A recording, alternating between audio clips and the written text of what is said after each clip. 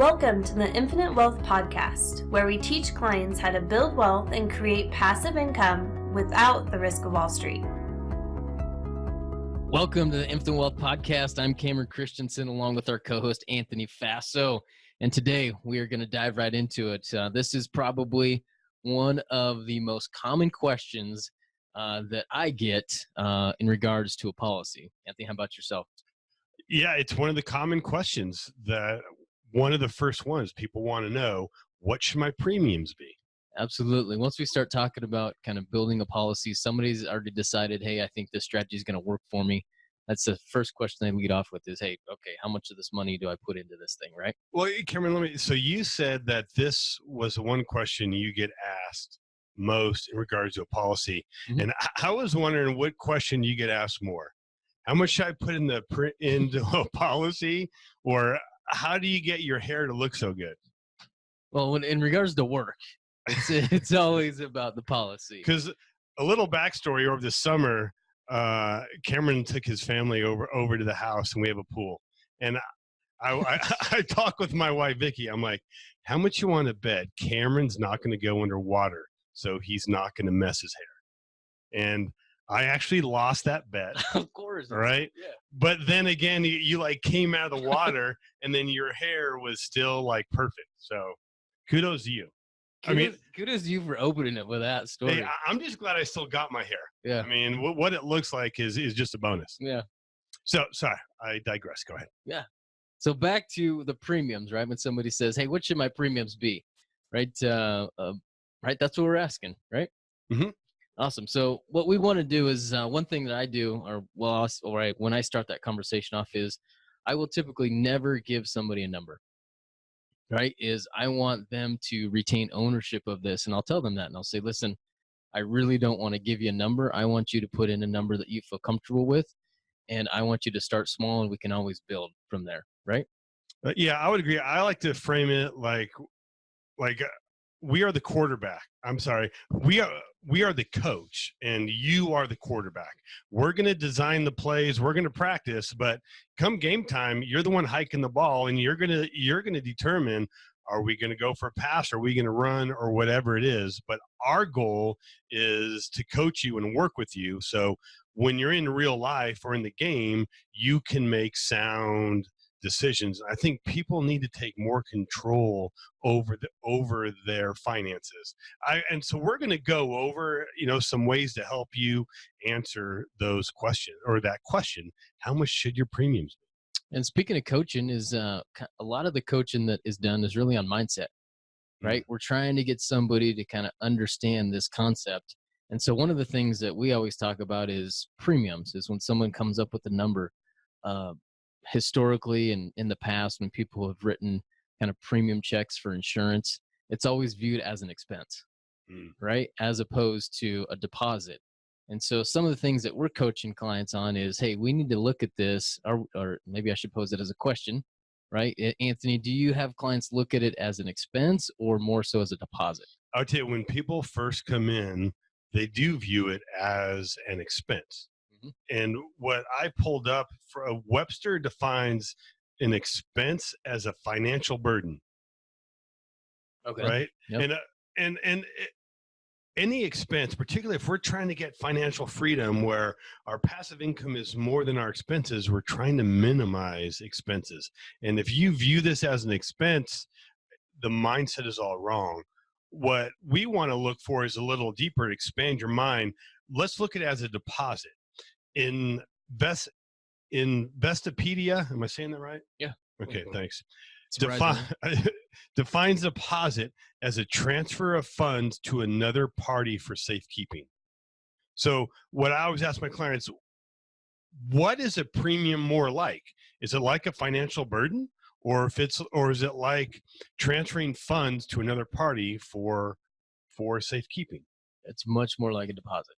Yeah. And before I looked this up, I always considered a deposit is an expense is money going away from me, and a deposit is money going into an account that I own and control. And don't we own and control the cash value of a policy? Absolutely. Right. So we first need to we need to This is Cameron said, the mindset of what exactly our premiums are. So sometimes you might hear us refer to them as a premium deposit, because really I think it's more like a deposit than it is an expense. And as I mentioned before, this is right, there's a learning curve that comes along with this. Is I know with us personally is when my wife and I got started, and it takes several years to kind of get over that. Is when you start writing premium checks. Is sometimes they can be pretty large, and when you write those checks, is it can create a little bit of anxiety. And so every year when those premium checks would come up, is my wife would look at it and she'd be like, "Oh man, right?"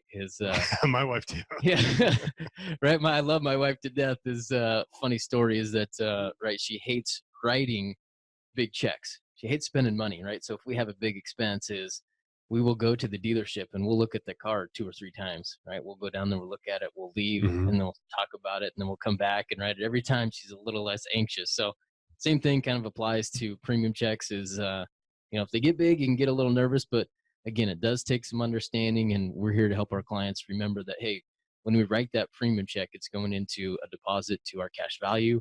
And then we got to remind them that they can also view those funds online as well. Right. And one thing I think is important to realize when we're coming up with the premium amount or the premium deposit, I want everybody to know that it is flexible.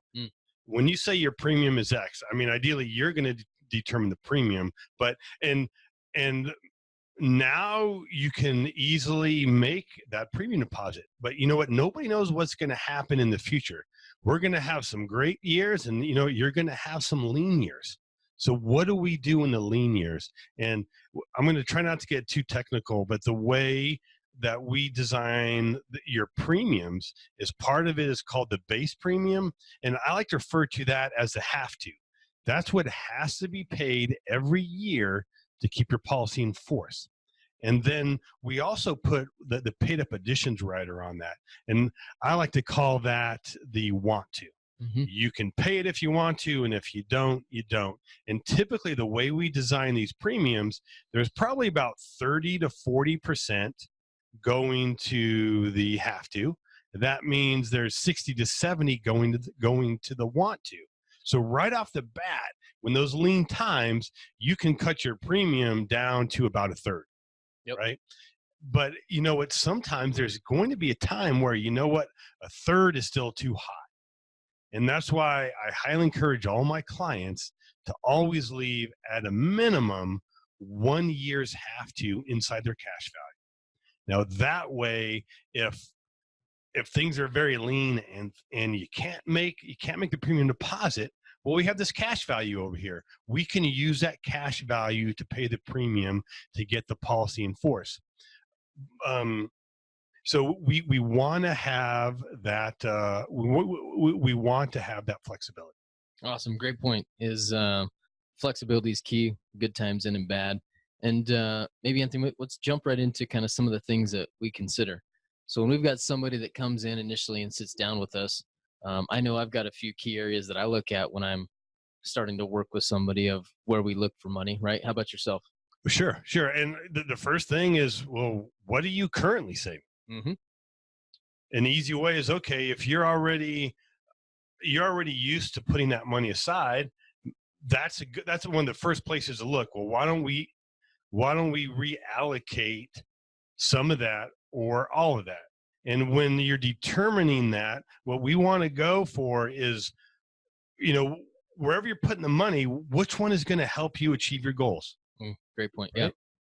Because a lot of times people are putting money in like an IRA or 401k. And why? Because you had a client just the other day. I was just thinking I had this conversation twice, yesterday afternoon and also this morning. Literally maybe a half hour ago. I was driving the car, a client calls and she says, "Hey, I've got X number of dollars sitting in this account. What should I do with it?" And I said, "Well, correct me if I'm wrong," right? I said, I love to do that. Yeah, my understanding is that our goal, right, your goal in the short term is to start creating passive income, right? Is let's take this money, buy some assets that create cash flow for us. And I said, what are our options that are available to us in this account, right? If the money that's in there, you're not able to touch that for the next 20, 25 years, is that going to help us get to our goal of creating passive income? She said, no. I said, okay, well, I think we figured out what we need to do with it, right? So let's move it over to an account which we can own, and it's also going to help us achieve our goals a little more quickly. So Cameron, what do you do if somebody is not saving right now? Then we got to go through and analyze cash flow, right? We got to figure out exactly where the dollars are going and see if there is a way to help them. There's been many times where, people have come to me, they like the idea, they like the strategy, but unfortunately, they're just not in a position to start saving, right? At least nothing that, or where they would like to start saving, I guess, the amount that they'd like to.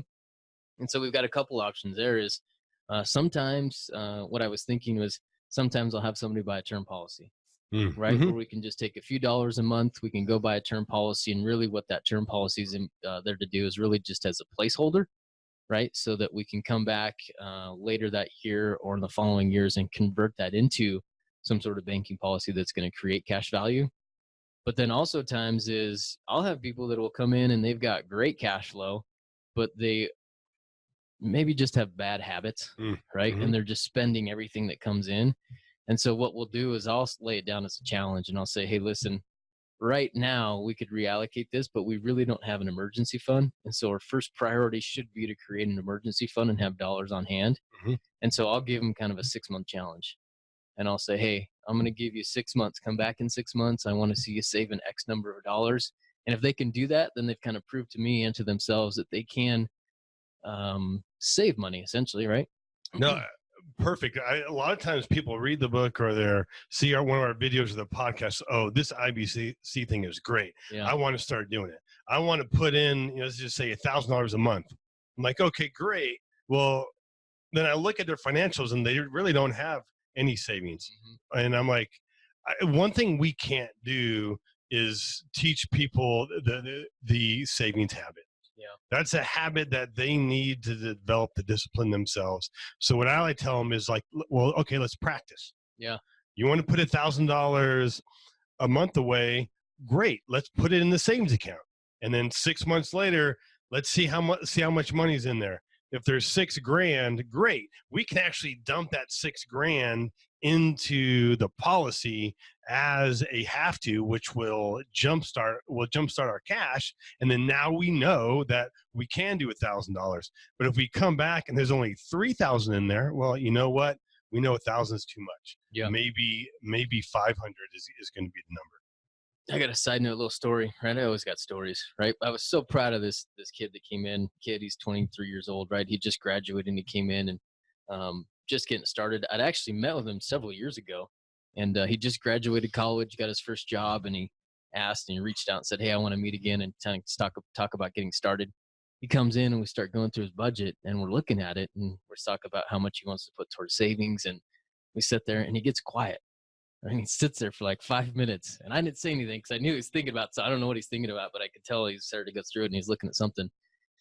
And he sits there, and it was 5 minutes of silence. Is a really long time. It's a little awkward. It was really awkward, and so I just kind of sat there and kind of hung out for a minute. Anyways, he looks up at me and he's like, "I need to get rid of my car." At 23 years old, he was like, "I'm spending too much money on my car." Right? And I was like, wow. I was like, this kid gets it. He goes, if I want to be able to put the money away that I want to, he goes, I need to cut back on my car expenses. And so literally this weekend, today is what, Wednesday, Thursday? I don't even know, Wednesday. And this coming weekend, he's going with his dad down to get rid of his car and go buy another one. And just a side note, right? You can't teach stuff like that. It's very difficult, but man, somebody had kind of started talking to this kid prior and really kind of instilled some really good accounting and some cash flow and some principles. So it was cool, man. It was nice to be a part of that. And like if you would at the end of the meeting said, hey man, you're spending way too much money in your car, he would have got defensive. Like, nope. I love my car. But this is why with the whole mindset, like you said before, our goal is to kind of explain the pros and cons of everything, and ideally we want you to come up with the decisions. Awesome. Let's keep moving on. So let's what do we got here? A few ways to look for deposits. So kind of what the outline that we're working off is, what are some areas that we look for when we're looking for deposits, right? First thing that we talked about is if somebody's saving some money, right? We can reallocate that. And then it also says a few ways to look for deposits. Where are we going to look for deposits at? Well, for one, are you expecting a windfall? And a lot of times a windfall may think that, well, if I hit the lottery or I get this big inheritance, but we're looking more on even just a smaller cash flow windfall. And that could be if you have a bonus. That could be a windfall. I have a couple of clients where their business is seasonal. Well, maybe they want to save so much per month, but then after their a busy season, they have a windfall cash. So we can design it to fulfill that windfall. Also, you may have some cash on the side. Yeah. A lot of times my clients are like, man, I don't trust Wall Street. I don't know what to do with my money. So I'm just stockpiling somewhere. So what we could do is we could take how much you want to save a month, what sort of windfall you are expecting, and how much you have on the side. And then we figure out, what your goals are. And then we design the policy as most efficient as possible to help you achieve your goals. Yeah, I was going to touch on there is, again, the windfall is just kind of expand on that definition is a lot of times, right, some of the clients that I work with, they have student loan debt, right? They got student loans. And so as we have a schedule to get those things paid off, that becomes a windfall, right? If they've got several $100s a month, $1,000 a month, that's going to pay that off. Once it's paid off, is that money's got to go somewhere, right? So let's anticipate that. Let's set up a plan for it. So just another example, same thing if you're sending your kids off to college and you're paying tuition for 4 years plus, right? Once that kid's out, right? I don't know anybody that's doing that. I'm expecting a windfall coming May 2021. Ooh, soon. When my daughter graduates. Soon. Keep her fingers crossed. She will. She's awesome. Yeah, she's amazing. And then the other place that we often look is we look at other policies, right? And specifically, right, when somebody comes in is a lot of times they have old life insurance policies that they started years ago, and sometimes they have cash value in them. And so what we'll do is we'll analyze that policy, and we'll do what's in the client's best interest. And sometimes they keep them, and sometimes it's in their best interest to move those. So that's another place that we can look for funds too. Yeah, particularly we're getting a lot of clients with IULs or VULs, and IULs are indexed universal life, and VULs are variable universal life. And real quick terminology, it's basically a term policy with a side fund that's either tied to the market or actually invested in the market. And we do not recommend those policies. And we could spend the rest of the podcast explaining that. In fact, we recorded a podcast specifically relating to why we don't recommend those. So we will put a link to that in the show notes. And we also created a landing page that shows the math behind and the reason why we don't like those policies. And you know who else doesn't like those policies? I know the answer. I will read it. Go ahead. Batman. Okay. That was way better last time. When I did it on the first podcast, I totally choked. But still terrible, but yeah, way better. If you want to know why Batman does not like IULs, go check out that landing page. Yeah. Last one before we kind of move on is, Anthony, you've got kind of a really good, surprisingly, really good saying on how somebody should come up with at least the minimums, right? If somebody wants to get started, what would be a minimum that you would give them?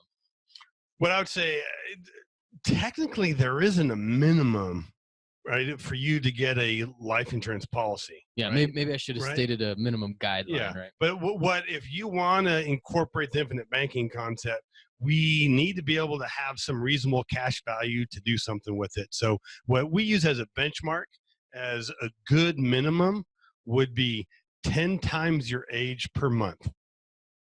So let me walk you through that, Cameron. If you're 30 years old, times 10 would be 300. Oh, thank you. Okay. Yeah. And then, so Cameron, if somebody's 50 years old, 10 times would be $500 a month. Oh, thank you. right? Yeah. Okay. You're welcome. Yeah. Very good teacher. You are.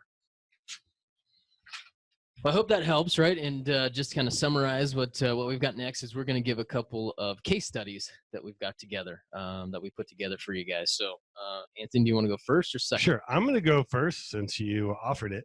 And a lot of time, there's a lot of different ways that we can use life insurance. And an example that I'm going to use is a couple who they were 64 and 63 years old. A lot of the times when people think, well, man, I'm too old for life insurance.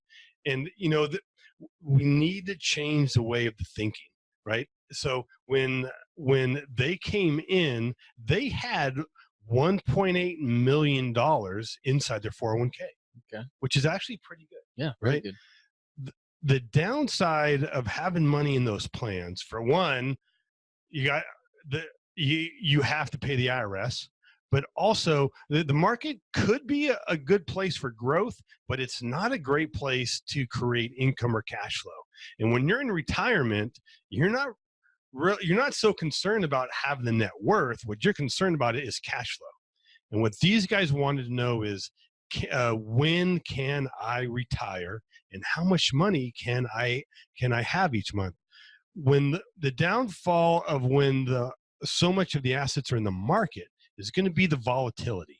The market, it could be up one year and then the next year it could be down. So it's very difficult to determine what is a safe withdrawal rate. And what the industry has come up with is somewhere between 3 and 3.5% per year. Meaning if you have $1 million, you could take out about $30,000 to $35,000. When I did it for their particular situation, they were going to be able to take out each year let's just round it to $65,000. Okay. But remember, that's going to be taxable, right? And their Social Security is also going to be taxable as well. So we're not talking about, they have a big expense with the IRS. So what we did is we analyzed, because they were going to maybe work 1 or 2 more years, and we analyzed, well, we just took the funds, their assets. What do they have in assets, and how much are they saving now? All we did is reallocate that. I'm not going to bore you with or excite you with the details of how we did it, but we simply took their assets and we put some of them into permanent life insurance, and some of it may have stayed inside the 401k. But the thing is, by having some money that's not tied to the market, you don't have that volatility, that can allow you to take more cash flow out in retirement. And we were able to incorporate 2 strategies for them. One, allow them to take out $105,000 a year. Compared to, what was the previous one? 65. 65, wow. Now, Cameron, I know you're not a recovering CPA, but is 105 higher than 65,000? Yes. Okay, yes, it is. right. So one, it's obviously higher. They didn't work any harder.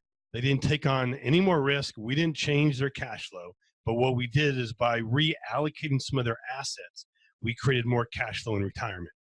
One downside of that is none of it's guaranteed.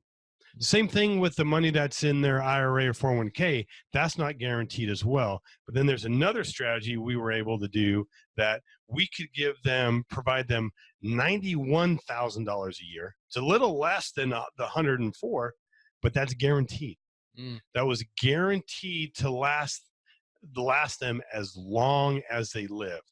And so I want to use this case because, for one, I wanted to show is that we can help people no matter what age they are, right? By helping them reallocate some assets, because at that point they want to maximize cash flow in retirement. Yeah. These guys had worked hard and saved hard, and really the husband was chomping at the bit to retire. I want to retire now. He had the paperwork already, but his wife was prudent and says, we need to meet with Anthony and they look at the numbers before we make any decisions. And so not only did we put a plan together that they were going to be able to have more cash flow in retirement, maybe even more importantly was the freedom that they felt.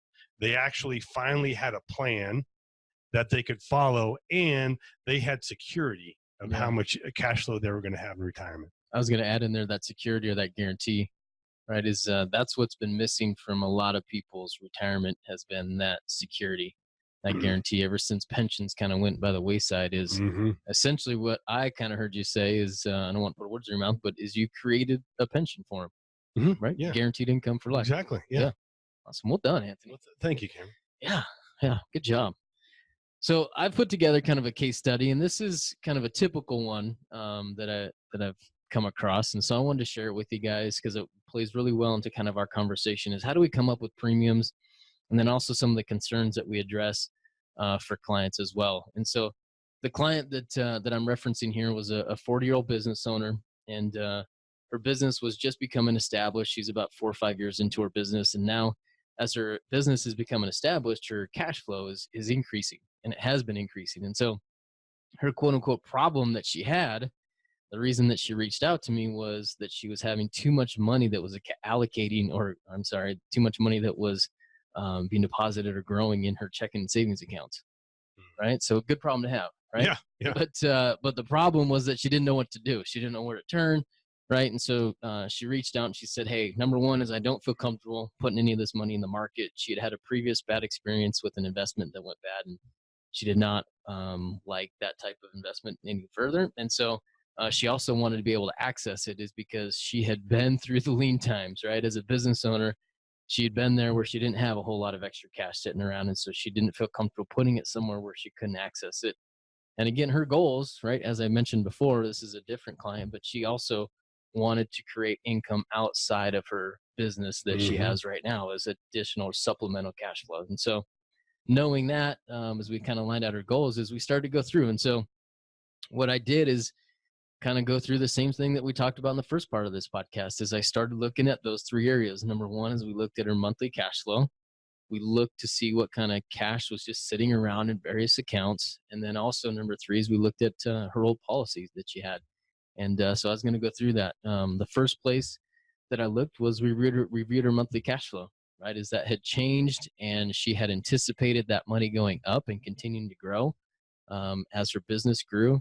And so what we did is we didn't take all of that money on a monthly basis and shove it into a policy, but we took the majority of it and we put it into a policy. And so what I talked to her about there is I say, hey, and that monthly deposit, think of this as kind of a long-term saving, right? And so what we did is we put that money in there, and I say, listen, I want you to, this is the have-to portion that Anthony had referenced earlier, is we want to be able to put something in there where if we write the check today, is you're not going to think about it, is usually how I talk to people about it for a monthly premium.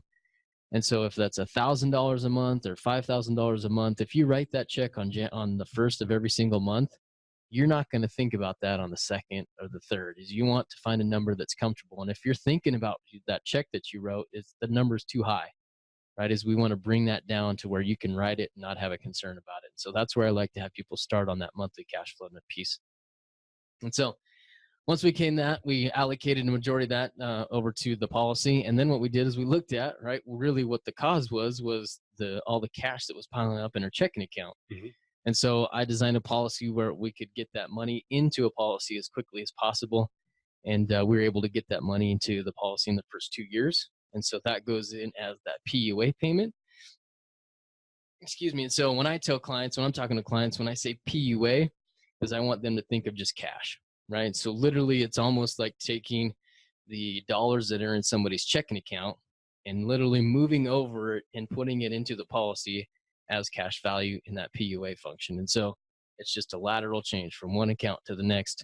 And that's our short-term savings. We still have access to it, but it's just a little more protected as far as credit protection goes. And then also it's going to be growing at a higher rate than it would in a checking account. So those are 2 ones. And then the last one with this client is she did have an old policy, and we looked at it. And when we started to review it, pretty quickly it became apparent that it was a universal life policy. And so what we did is we kind of went through the pros and cons, and we ran through a couple scenarios, and we said, okay, listen, if we continue to pay this is how it's going to perform when we're age 65, and this is how it's going to perform at age 70. And pretty quickly we were able to see that that thing was going to lose value over time. Right. So the way that we kind of framed it that the response that she gave me was, so this is kind of like a depreciating asset. I said, yeah, that's exactly what it is, right? Is this account value? It's going to grow for a little bit, and then when we get into retirement, it's going to start to depreciate for us. And she said, okay. She said, well, I think I understand that you don't want to hang on to depreciating assets very long. I said, absolutely. And so she asked me what our options were. And so what we talked about was taking the cash value that was in that policy, that universal life policy, and the process is called a 1035 exchange. So it's literally taking the cash value from the universal life policy and just transferring it over to another policy. So how I would explain a 1035 outside of that would be 1035. It's very similar to a 1031 exchange in real estate, right? We've got a bunch of real estate guys that listen to this. And so it's like in real estate, the 1031 is called a like kind exchange. So you're taking from one asset class and you move it to a very similar or the exact same asset class. You're just moving it laterally. And so you're doing the same thing with the policy. But so here's your two options, and not to go off on a tangent, but if she were to liquidate that universal life policy and surrender it and take the cash value out of it, there is a potential for that to be a taxable event. And so if we do it with the proper paperwork and we do it under that 1035 exchange process, then we can avoid that taxable event, and it just moves right over to the next policy with no tax implications. The way that I explain the 1035 is similar to an IRA or 401k rollover. We're just moving it from one account to another account, just rolls over, and there's no tax consequences. And so that's what we're able to do for her, right? And so we addressed kind of what her concerns were. And you know what's funny, Anthony, is this happens. Well, you're funny. You make me laugh. But outside of that is that every time I do this, right, every time we kind of move money, people get kind of unsure or anxious when they've got too much money kind of building up. They want to do something with it. And every time that we move it and we put it into a policy, I kind of touched on it earlier, is that there is some anxiety, right? And that anxiety comes about a week later after somebody has moved cash from a checking account, savings accounts, and we've deposited it kind of a large sum into a policy. And that anxiety usually shows up in the form of a phone call or a text message to me, right? They're like, hey, how's, what's going on here? Just touch a base. Just want to, I have a few more questions for you, right? Essentially what it is that people are comfortable, right? They're comfortable looking and checking their account balances on their phone, and they're comfortable opening those up and seeing those numbers. And when we move that and we put it into a policy, people are no longer comfortable. They're no longer able to see that. So a lot of times what we'll do is I fully expect this, and I let people know that that's going to be a common response. And so what we do is administratively is we want to make sure that they can log into their online accounts and view those balances. And so, again, we talked about mental coaching. This is one of the things that when we make that shift from being comfortable in saving money in the accounts that we typically do, when we move it, there's going to be some intangibles that come along with that. And that's typically one of them, where people are just comfortable looking at that. So I just wanted to bring that up because it happens more often than not. Sure. Yeah. Well done, Cameron. I would say one of the biggest points here is that you guys are in charge. What I like to explain it this way is you decide the premium, insurance company decides the death benefit. Yeah. Right. And you need to mentally go through the exercise and determine, is a premium a deposit or an expense? Well said. Right. Well said. And if you have more questions, or maybe you have an IUL, or you're sitting on some cash and you want to know, is IBC for you, or how do you do this? You look in the show notes, there's going to be a link to get on a 15-minute phone call with Cameron or I. We can kind of explain, answer some of your questions, and see if we're a good fit. Right. Absolutely. Hope this is helpful. I've got nothing further. So thanks for listening. Make it an awesome day. Take care. Thanks for listening, and be sure to subscribe so you don't miss out on the next episode.